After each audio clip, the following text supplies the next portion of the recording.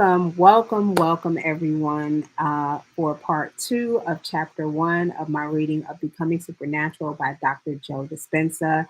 If you were able to check out part one, then you know that we started off with the story of Anna Williams, who had a very traumatic experience that um, it was just the a game changer in terms of like hooking you into this story.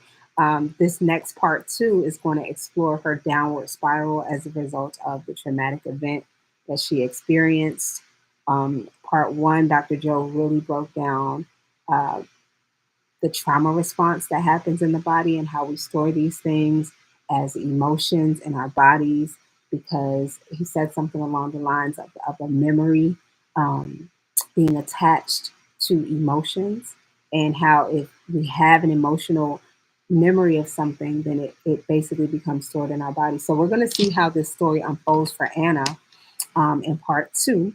Once again, please, as I read, feel free to drop your comments, your thoughts, questions, or reflections, and I will absolutely address them. Um, Definitely want to build community. And so let me check in with a couple things real quick. I think that covers it. Let's get started. So a downward spiral.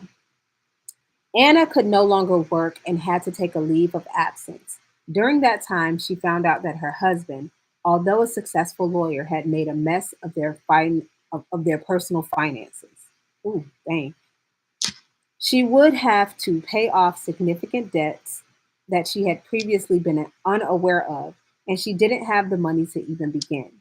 Not surprisingly, even more emotional, psychological, and mental stress began to add up. So, on top of what she experienced with her husband, um, who, if you read part one and listened to part one, did not end well, but he left her in financial ruins. And on top of losing him, her emotional, psychological, and mental stress began to add up. So Anna's mind went in circles, constantly flooded with questions.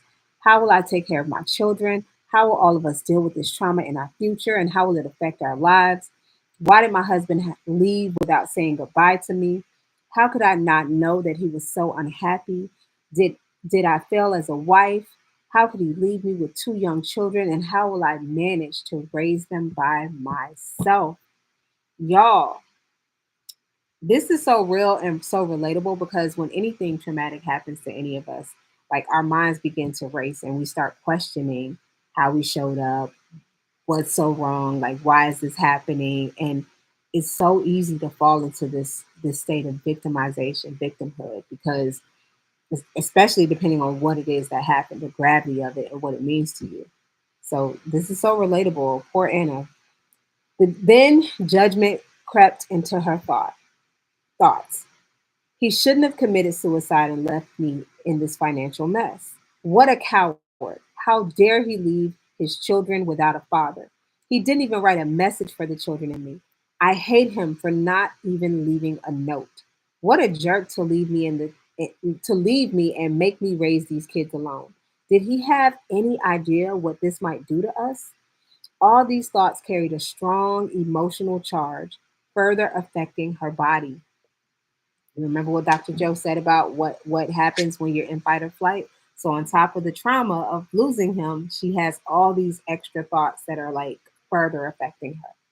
9 months later, on March 21st, 2008, Anna woke up paralyzed from the waist down.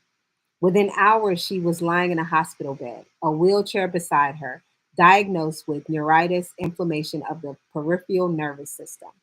After several tests, the doctors could not find anything structural as the cause of the problem. So they told Anna that she must have an autoimmune condition. Her immune system was attacking the nervous system in her lower spine, breaking down the protective layer that coats the nerves and causing paralysis in both her legs. She could not hold her urine, had difficulty controlling her bowels, and had no feeling of motor control in her legs and feet. When the fight or flight nervous system is switched on and stays on because of chronic stress, the body utilizes all its energy reserves to deal with the constant threat it perceives from outer environment. Therefore, the body in it has no energy left in its inner environment for growth and repair, compromising the immune system. So, because of her repeated inner conflict, Anna's immune system was attacking her body. She had finally physically manifested the pain and suffering she'd emotionally experienced in her mind. Whoa, guys, thoughts become things, but not just out there, but in here. Everything she was experiencing mentally and emotionally manifested into something in her body because her body couldn't stay in a state of fight or flight for such extended periods of time without having some sort of effect. Those chemicals, adrenaline, cortisol, stress hormones, over time, they have an effect. In short, Anna could not move her body because she wasn't moving forward in her life. She was stuck in her past. If you can relate or feel any kind of connection, any thoughts or reflections on that as it relates to yourself, please comment below. I want to know. This could be very helpful to anybody else that might see the comment. We're building community, guys, because this is real stuff. For the next 6 weeks, Anna's doctors treated her with huge doses of intravenous dexamethasone, I can't even say that word, and other corticosteroids to reduce inflammation. Sorry, guys. Because of the added stress and the types of drugs she was taking, which can further weaken the immune system, while they help, they also cause harm sometimes. She also developed an aggressive bacterial infection for which her doctors gave her huge doses of antibiotics. After 2 months, Anna was released from the hospital and had to use a walker and crutches to get around. She still could not feel her left leg and found standing very difficult. She couldn't walk properly. Although she could hold her bowels a bit better, she still couldn't control her urine. And as you can imagine, this new situation was adding to Anna's already high stress levels. See that compound effect? Hopefully, it doesn't sound familiar, but it might. She had lost her husband to suicide. She could not work very much to support herself and her children. She was in serious financial crisis, and she had been living in a hospital paralyzed for more than 2 months. Her mother had to move in to help. Anna was an emotional, mental, and physical wreck, and although she had the best doctors and the latest medications from the reputable hospital, she was not getting any better. By 2009, 2 years after the death of her husband, she was diagnosed with clinical depression.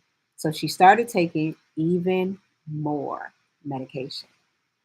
Consequently, Anna's mood swung widely from anger to grief to pain to suffering to hopelessness to frustration and to fear and to hatred. Because those emotions influenced her actions, her behavior became somewhat irrational. At first, she fought with almost everyone around her except her children. But then she started to have conflicts with her youngest daughter. Makes sense? Dark night of the soul. In the meantime, many more physical problems started showing up, and Anna's journey became even more painful.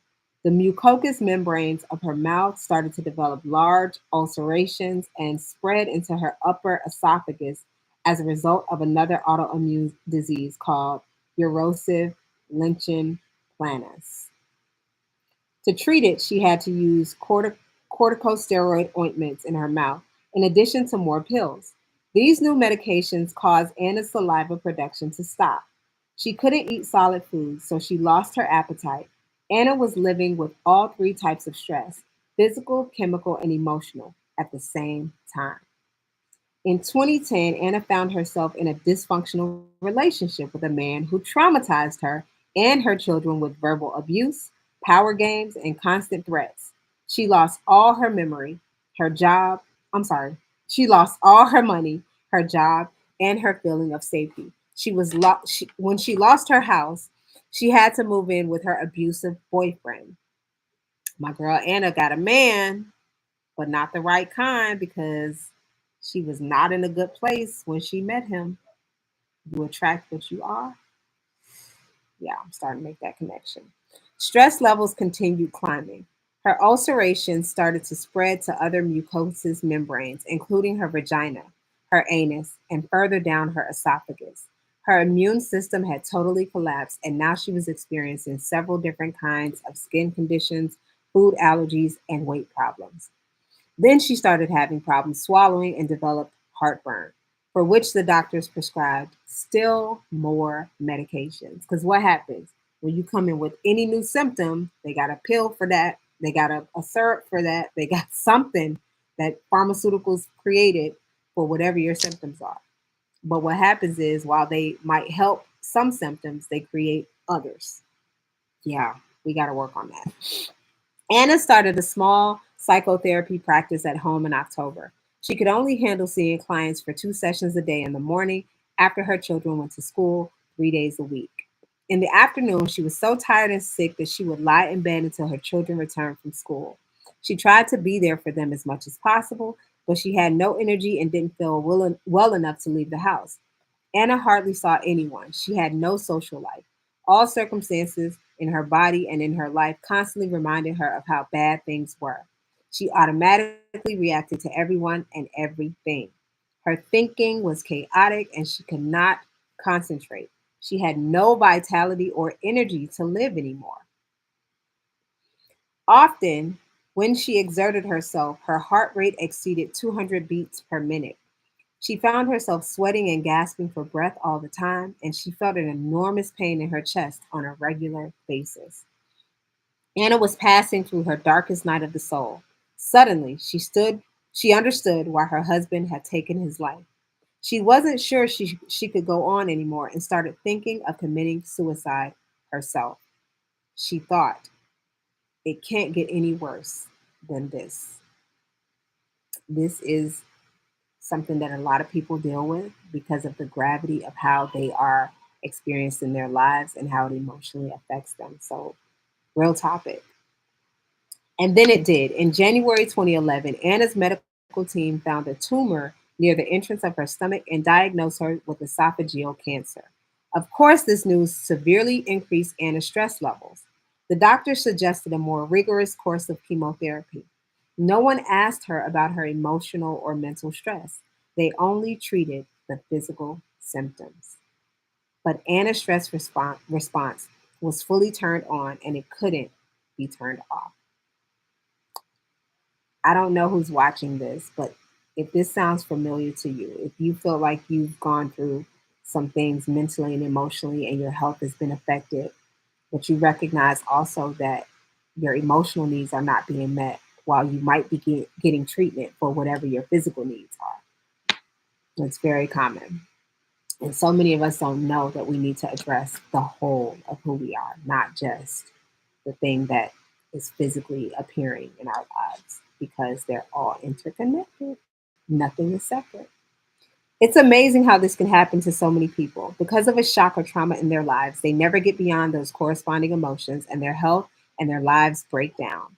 If an addiction is something that you think you can't stop, then objectively, it looks as though people like Anna become addicted to the very emotions of stress that are making them sick. The rush of adrenaline and the rest of the stress hormones arouses the brain and body, providing a rush of energy. In time, they become addicted to the rush of that chemistry, and then they use the people and conditions in their lives to reaffirm their addiction to the emotion, just to keep feeling that heightened state. Anna was using her stressful conditions to recreate the rush of energy, and without realizing it, she became emotionally addicted to the life she hated. Science tells us that such chronic long term stress pushes the genetic buttons that create disease. So, if Anna was turning that stress response on by thinking about her problems and her past, her thoughts were making her sick. And since stress hormones are so powerful, she had become addicted to her own thoughts that were making her feel so bad. Anna agreed to start chemotherapy, but after the first session, she had an emotional and mental breakdown. One afternoon, when her kids went to school, Anna collapsed on the floor crying. She had finally reached the bottom. It occurred to her that if she continued this way, She would not survive for long, and she would leave her children alone without either parent. She started to pray for help. She knew in her heart that something needed to change. In utter sincerity and surrender, she asked for guidance, support, and a way out, promising that if her prayers were answered, she would be thankful and grateful every day for the rest of her life, and that she would help others to do the same. I think this is a really good ending point. A lot to take in, a lot to think about, a lot to reflect on. Um, Even if it's not relatable to you personally, maybe you've seen these characters around you. Maybe you know someone um, who can identify with Anna's story or parts of her story. As a human being, I can identify with all of her story, not necessarily from firsthand experience, but just because I understand that life can be tough and man, the stuff she had to go through. Her story continues in part 3. So please, once again, leave your comments, thoughts, reflections below, and I will definitely get to them. But be sure to join me for part 3. It gets better, y'all. Or actually, it might get worse before it gets better, but it gets better. Stick around.